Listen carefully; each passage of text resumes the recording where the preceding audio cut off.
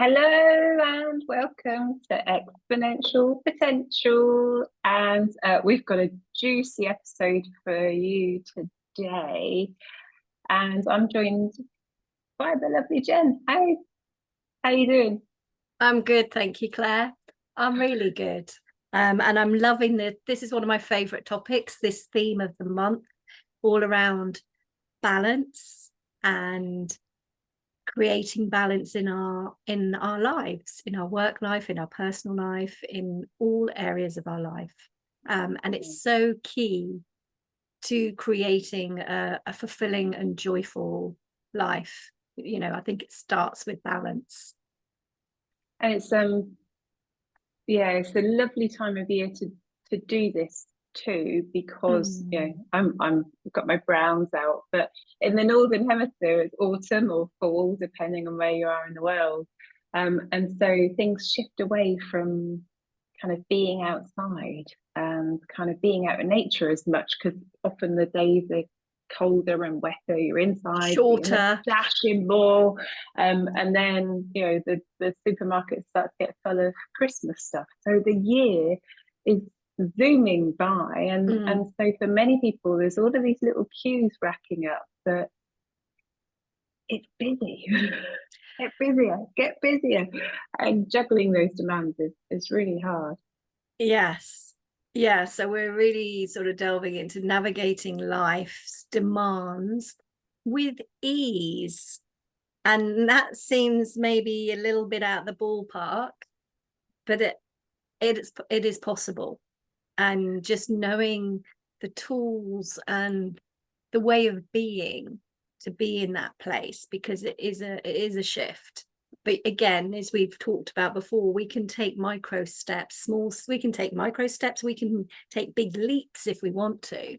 It's entirely up to you how you want to start implementing and doing things to create more balance in your life, and to have that, to have more freedom and enjoy life, because ultimately, what's it all about?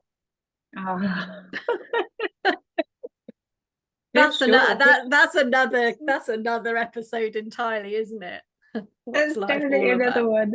And I Yeah. really want to dive into this because for like many of our listeners, you know, I I just often feel like I'm juggling so many things and failing a lot of things. So the number of mum guilt, daughter guilt, wife guilt, entrepreneur guilt, just like all there. So being hit from every angle is something can really relate to, and many other people can relate to.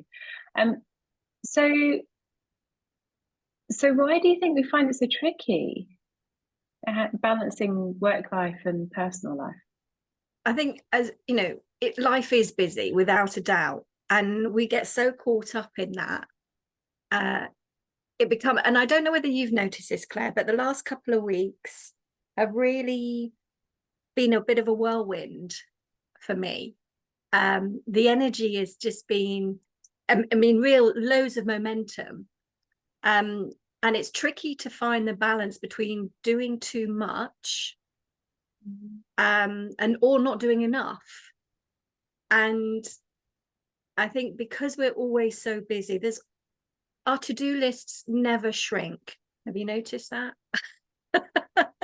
They just get more. It just becomes more things to do every day. And when you realize that, I know many of my friends in the corporate world, it's like, well, I can't leave work because I've got this to do, and I've got this to do, and I've got this to do. And it's like, but that will be there tomorrow, and some. Yeah. So you're never gonna diminish that to-do list unless you start to implement boundaries, which are really tricky, and we'll talk about boundaries and shortly. But I think it's because we're so caught up in life and we're so busy. We think one of the things, oh, it will be when I've got this project done, or when the kids are at school, or when my children are at college, or when I have renovated this room, or when this, and it just, when I get a promotion, when I've done this presentation, when I've worked with this client, there's always a when I've done that, then I can start to take care of my life balance and take care of me a bit more, or have time for myself, or have time for my family, or have time for my friends. And I'm sure we all relate to this. So we kind of lose track of what's really important. And it's a lack of awareness of us just head down, getting on with it, same day, every day, just different stuff to do. So I think that's one of the reasons why it's really tricky. And it's easy to get caught up in. I just want to share. So I've been working on lots of different projects at the moment. One of them I'm really excited about, which is I'm working on a new online course around success without sacrifice. Oh. And it's going to be really juicy, and it's going to cover all the key elements in there that you need. It's going to give you tools and blueprints and practices and techniques and fresh new insight and perspective to help you create a balanced life consistently, allowing you to live that joyful, fulfilling life. So stay tuned on that. If you were interested, you can sign up to my newsletter so that to put you on the wait list, so I know that you're interested. Anyway, so I'm working on that. I'm also working on my fitness, my health and my fitness and my weight. And it's not, I've always come from a place around my weight. I'm really happy with my body. I don't have any issues with body image. I used to, until a few years ago. Always, body image was always an issue for me. But I'm doing it from a health perspective and a fitness level, because there are physical things that I want to do that I can't do at the moment. So that's a whole different way of eating, and that's planning, and that's all of that. And then there's the podcast, you know, recording, finding guests, doing the marketing, social media. And that's, I mean, that's a whole job in itself, isn't it, Claire? And you can quickly see how the demands stack up. And I was working on two big projects. About one is about the online course, and two is really creating messaging that's really powerful, that resonates with my clients, because I want to be able to help women, you know, successful women that are ready to be different, change the way they are. And I want that messaging to be really strong. So I'm attracting the right clients, but the right clients are seeing what I do and I can help them. So yeah, that's a real, and this morning, and then recording this podcast, I was like, oh God, I've got all this stuff to do. And and then, you know, home chores, laundry and stuff like that, and shopping, and we know, juggling. So I just took a breath and do what I teach my clients to do, which is stop. Because when you're in that state of all these things going on in your head and all the list of things that you need to get done, it does become really, really overwhelming. And you're no good to anyone. You're not effective, you're not productive, you're not happy. It just feels incredibly stressful, and you feel unclear of what to do next. So I just went outside, sat down, sat with nature, looking at, I'm very lucky, I've got a woodland behind my garden, and just stopped and breathed. And I did something I haven't done in ages. I pulled an oracle card. I love oracle cards. And it was a chakra. I've got a chakra pack. And I pulled 3 cards, and I just sat. I took 10 minutes out just to be. And I came back and I was crystal clear on what I needed to do. My head was clear, and I was like, right, let's go. And something that would have taken me an hour to do, which was prep for this recording, took me 5 minutes. Because you were there, you were holding the quality, you were holding your truth. Yes. and being really present. And when you do that, you clear space in your mind. When you're rushing around, there's no space, and you're just reacting constantly. It's yeah, there's so many analogies that are coming through for me around kind of when you're driving your car around, and if you're in a rush, all the lights seem to be red, kind of everyone seems to be driving too slow, and you're just trying to get there. But if there's a way of choosing to be calmer in the car, you'll still get there almost certainly in the same amount of time or quicker. But Yes. the experience is so different. Yes, and it's interesting where when you are in that zone of calm, how time is not linear. And all of a sudden there's a pocket of time that wouldn't have been there if you were rushing around. Like the prep work that I did, as I said, it would have taken me a whole hour because I was so busy in my head. But I took 10 minutes out. So in total, it took me 15 minutes with the 10 minutes out. But then that wasn't just about the prep of this recording. It was also setting me up for the rest of the day, feeling grounded and calm. So do you think that's a mental exercise, or do you think, that it's something a bit, is it an emotional exercise? What is it? I think it's actually all. So when we're looking for balance and really and wanting to create that fulfilling life, there isn't just about mental, it's a holistic approach. It isn't just about work-life balance, it's creating balance as a whole in your whole life. Not separating. I think we've spoken about this before, Claire. It's not separating work and life, because that's almost impossible, because work is our life. Work is such a big part of our lives, so it's encompassing all of it, and it's mental, it's physical, it's emotional, it's spiritual, it's all of it. And what I did for 10 minutes, it was all of them, because I calmed down my mind. I was physical because I relaxed my body and I was doing some deep breathing. So that's the physical element. I was spiritual in that I was connecting with nature and connecting with universal energy.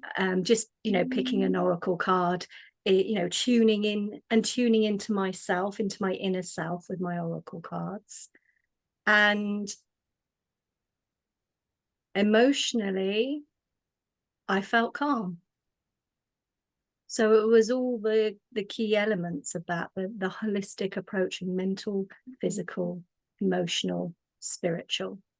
And I think those elements are really key. I don't think you can't have a really fulfilled life, a balanced life, without taking into account those 4 elements. And with spirituality, it's not all, spirituality is really personal. So it's not necessarily that you believe in God or anything like that, but it's for me, there's, looking at the bigger picture, the bigger purpose, but connecting within yourself or connecting with nature. For me, that's a spiritual ritual that I practice daily. Well, and also kind of when people describe going out into nature, and I live just near Dartmoor, and one of the amazing things about seeing the sea or being in the moors is that you intentionally make yourself small. But by doing so, you're acknowledging that you're connected to something bigger. Even if you're not consciously describing it in that way. But when you hear people say, well, I just wanted to feel quite small. I wanted to go see some mountains to realize how small I really am. although, and look at the sky at night with all the stars. But when we are, even though we're small, and we're sort of digressing here a little bit, but even though we're really small, we still have a big impact on, you know, we're still a big part. Where Jennifer Huff says we're a microcosm of the macrocosm. So we're something small, we're an intricate, important part of the whole of the universe. So in that way, that's also, you know, a holistic approach. So I mean, I can see how powerful that is as a ritual. Do you have any other suggestions that people can, you know, follow in terms of regaining that control and balance, you know, while things are so hectic?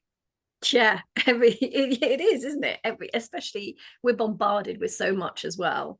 It's not just the things that are going, the things that we're doing on a day-to-day basis, whether, you know, at work, at home, juggling all those responsibilities. But it's also what's going on in the world around us has an impact on us and can create a chaotic mind or a hectic, you know, a hectic life.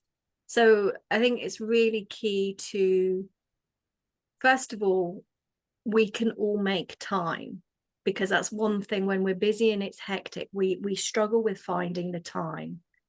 And it's key that you find the time. And I think one of the things I help my clients with is to carve out time and actually find that time, because the time is there.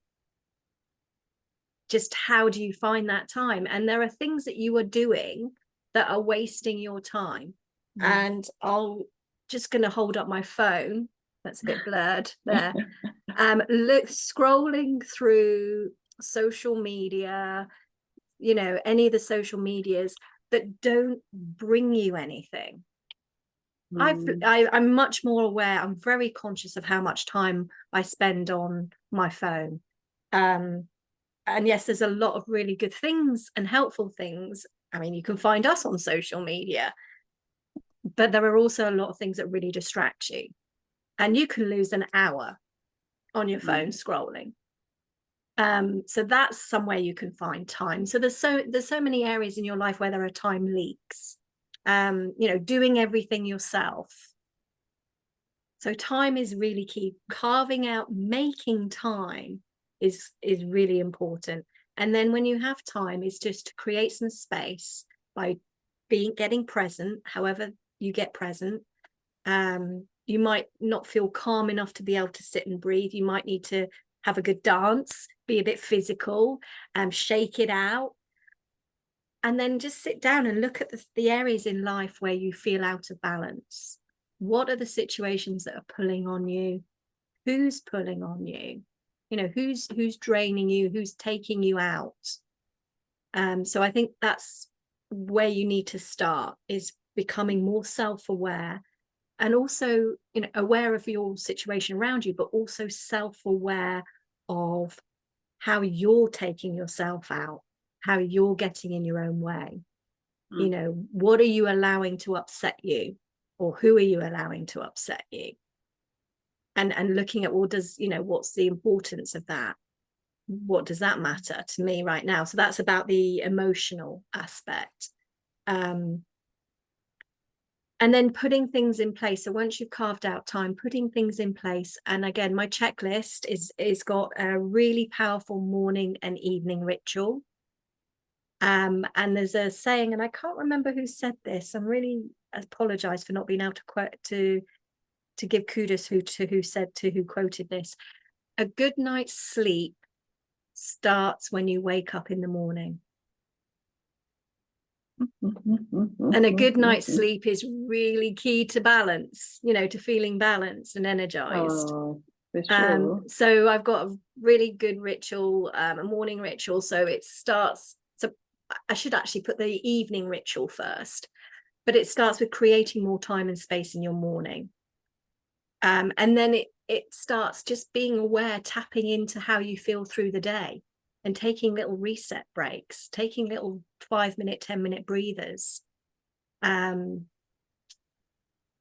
and doing things, making time to do things you enjoy, because what's the point if you're not enjoying life? Or, you know, what is the point?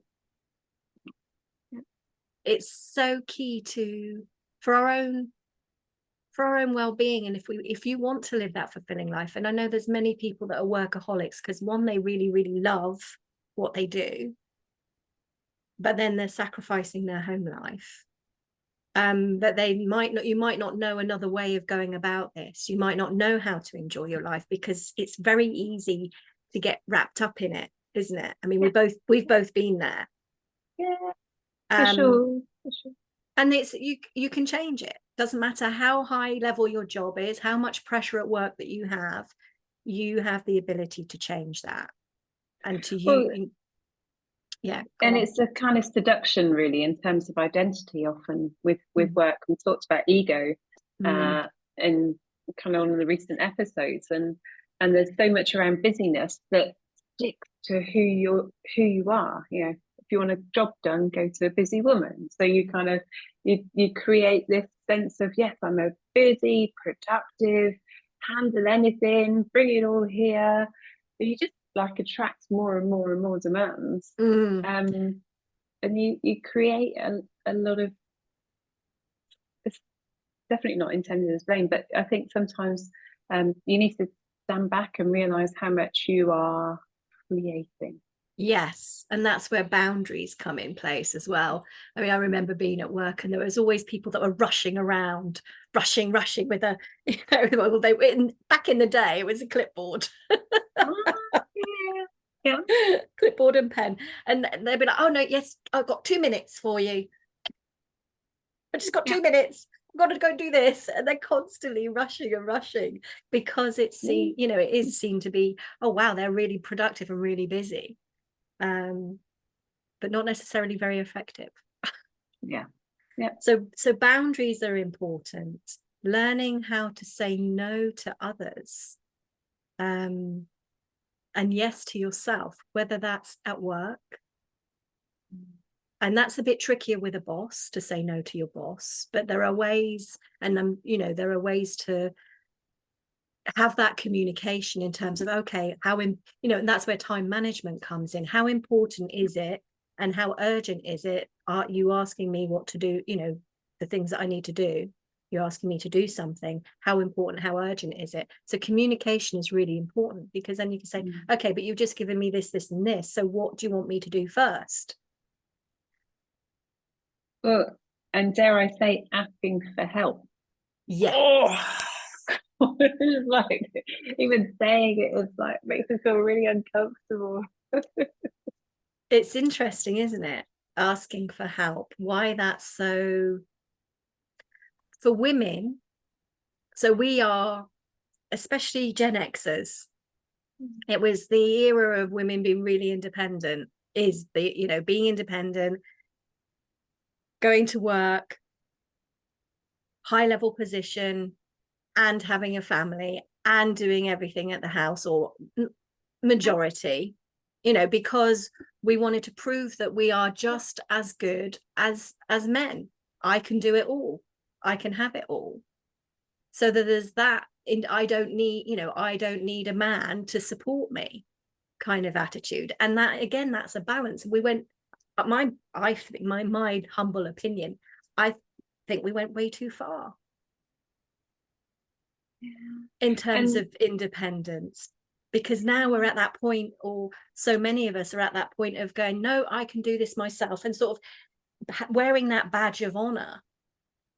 But the deepest irony is also in there. You've got a pleaser element, and so if you ask them what they would do for their best friend, or, you know, even stranger in the street, they would go above and beyond and help. But somehow it's harder to ask. Yes. But I think if you focus on, okay, what will I gain by asking for someone to help me?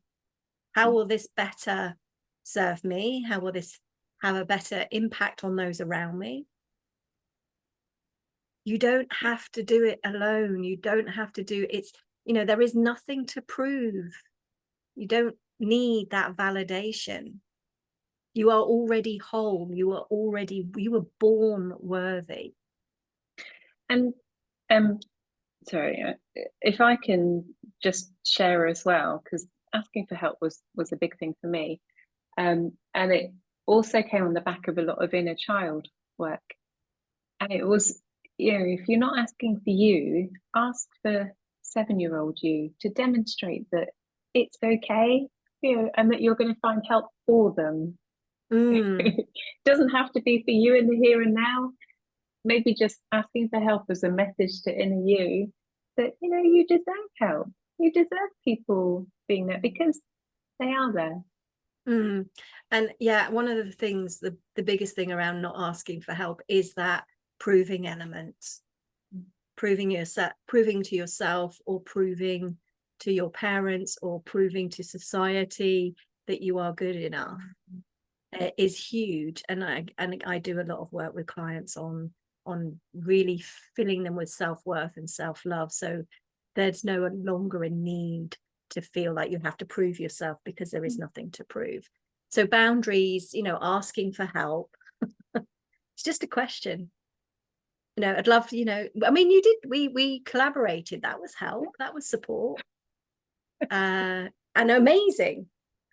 So and then boundaries, it's about communicating those communicating boundaries with assertiveness, but gently as well, and coming from a place of neutrality.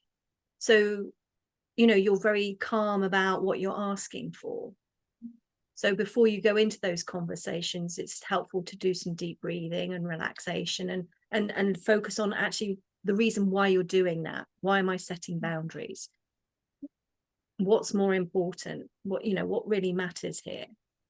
And a lot of people don't even realize that they're putting on you so much. So communication is really important to communicate. They're handing over so much power at that stage. And again, we talk about the doing it all, but we also create a number of different dependencies around us, whether it's with our children or our spouses or partners, or at work. And so one of the best tricks I ever heard was, what have you tried so far? And people come to you to solve problems, like, what have you tried? And that's a really gentle boundary exercise. It doesn't even feel like I'm asserting my boundaries. It feels like I'm nurturing you and helping you to grow. But I'm very subtly going, go away until you've told me you've tried something. I love that. That's really it is really gentle. So someone comes to you for help and you go, well, what have you tried so far? Well, how about, have you tried it that way? Or not even given that, how about trying it a different way? Yeah. And that's very empowering for that other person. And also when you feel obligated to say yes to something, especially with parents and some friends, probably, but family, especially around family.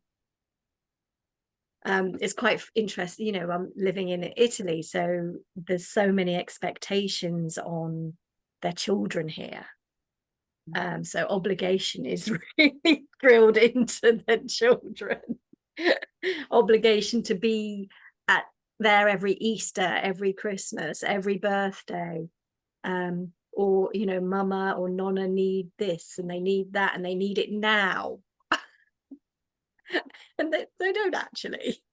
They might do sometimes, but how do you have boundaries with your parents, your family? And I think that's probably, and with your children, I think that's probably one of the hardest to do. But that's really, you have to be really gentle, because the more you say yes, as you said, the more you say yes, the more they want. So again, it's creating understanding where possible, because sometimes they don't always understand, and set your own boundaries so that you're coming from a place of feeling empowered. So when you feel obligated to do something, That's your body letting you know that it's a no, that you feel resentful almost around having to do this thing. So look at the reasons. So can I actually say no to this? Why do I feel like I have to say yes? And also on that, when we say no to something, we feel that we have to justify it. And we go into this long story of justification, and all those things take away from our energy and put us out of balance. So I think if you you explain, or don't even need to explain, you just say, I'm sorry, I can't. Yeah. There's no need for hell yeah. Yeah, hell yeah. Or I'm sorry, that doesn't work for me right now. Or that's not for me right now. If someone's asking you to go and party, or, you know, if you've got a group of friends and they're doing something social and it's really not something you want to do. No, that's not really something for me. But thank you for asking. I really appreciate it. Feels really empowering. And that's a sense of your, you know, that's helping your well-being and your balance by having those boundaries. I mean, this is probably something you witness in many of your clients that come through. You know, the sense of being caught in a whirlwind. You know, what's your favorite thing to do? I think it's stop and literally stop and breathe. That's the quickest thing. My favorite thing is to go for a walk, but that's not always possible. The most powerful thing that I can do when I'm in a whirlwind to really ground myself when there's so much going on, if I can go out for a walk in nature, is but if I can't do that, stop and breathe. And my favorite is just to sit on my terrace. So or you can sit in your garden. I mean, I have a garden as well, but I prefer being on my terrace. But yeah, sit in your garden. I just listen to the birds, look at the trees. That's my favorite. Another thing that's helpful is to stop and write things down. Get it down on paper is really powerful as well. Oh, and also if I'm feeling a bit more physical and there's a lot more energy, it's my favorite, dancing in my kitchen. Yeah. Sophie Ellis Dexter would love you.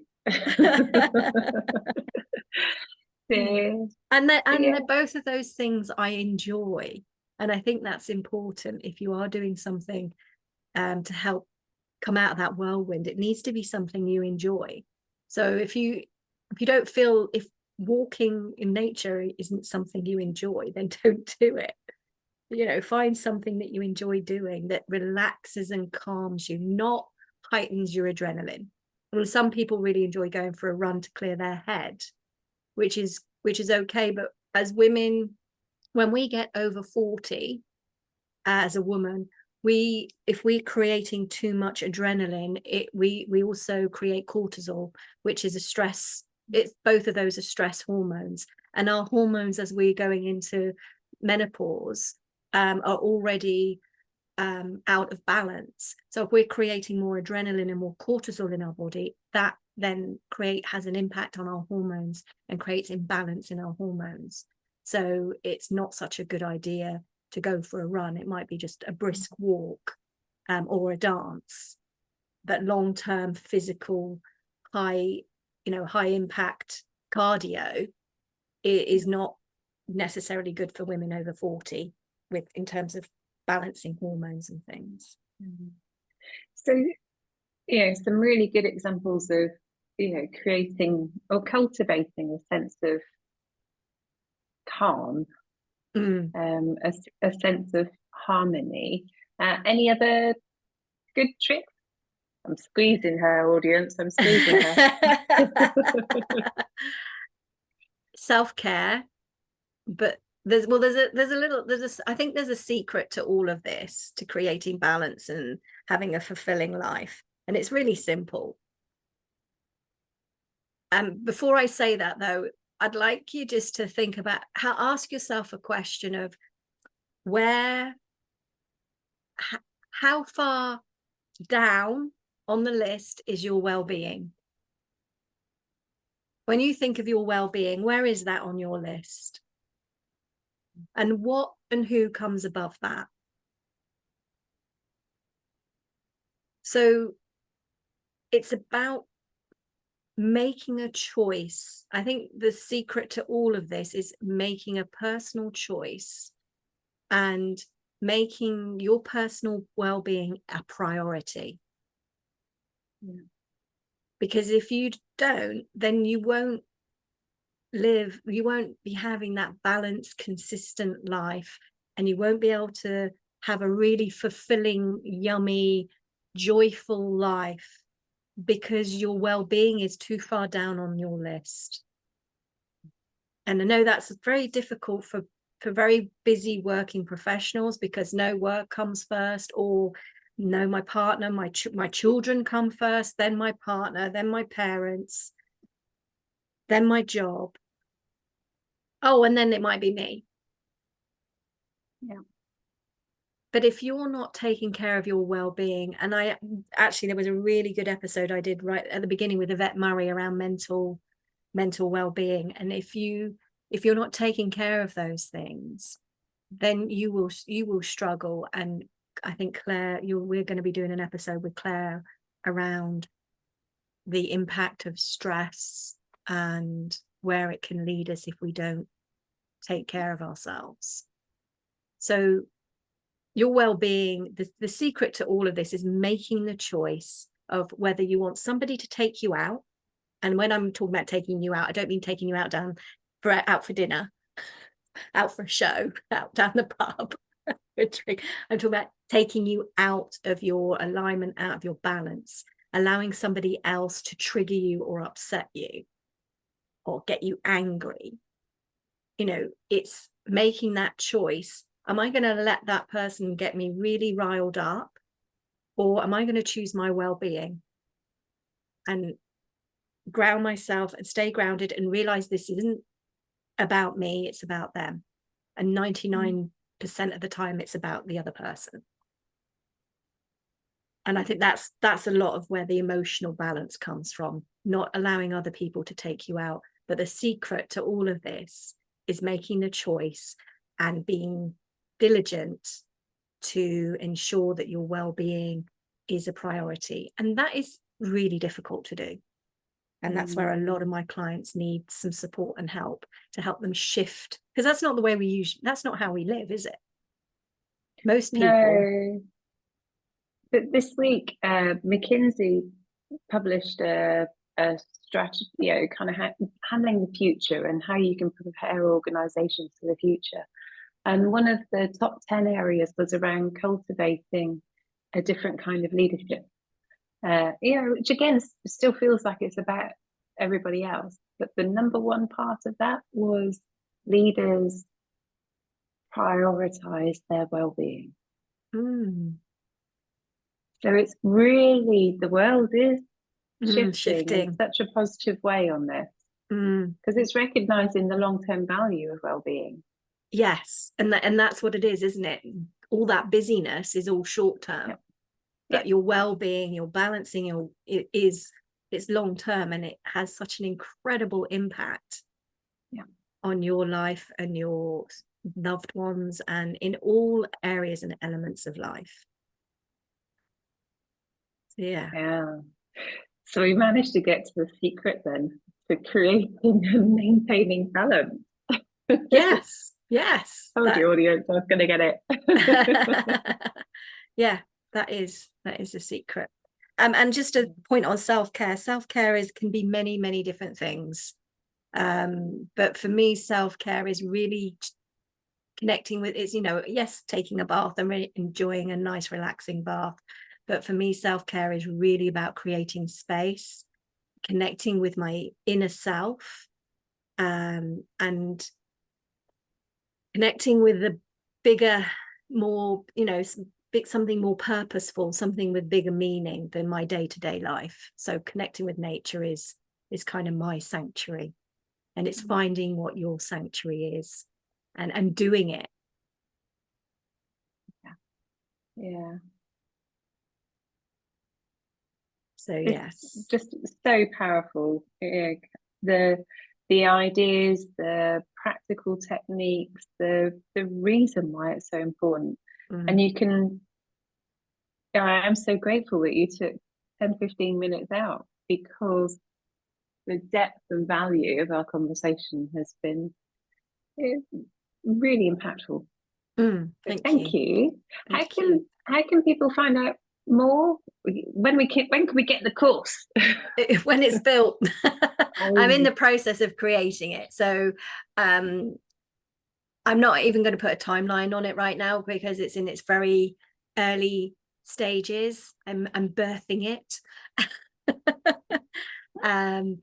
But I would suggest that you download the checklist to help you create balance on a daily. It's about balance and joy, actually, creating joy and balance on a daily basis consistently.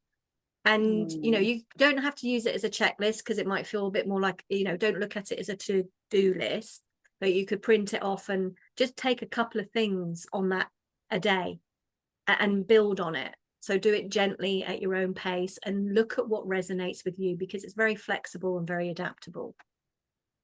So yeah, highly recommend you download that. And you can find me at thezengen.com. Or you can just reach out to me and see how I can help you. Yeah, send us a message to the show. Yes, send a message. So all my details are on the description. It's just, I really encourage everyone to. What you can't see is how I feel on the inside. And as we were starting to go into the whirlwind, I could feel the internal maelstrom, the energy go, it's got to do this, got to do this, got to do this. And actually within 20 minutes, and feeling really empowered. And feeling really empowered to just make subtle shifts. So yeah, do keep it going. Do keep it going, guys. And this is it's your life. We get to live this life once, as whether you believe in reincarnation or not, but we get to live this life once as this person, as this energy. So make the most of it. Make you a priority. Jen, thank you so much, listeners. You almost certainly know someone in your life that needs to listen to this. Make sure you share it with them, and make sure you carve out space for some of our other episodes. It can make a big difference. And for now, Jen, thank you. Thank you. And I will see you all again really soon.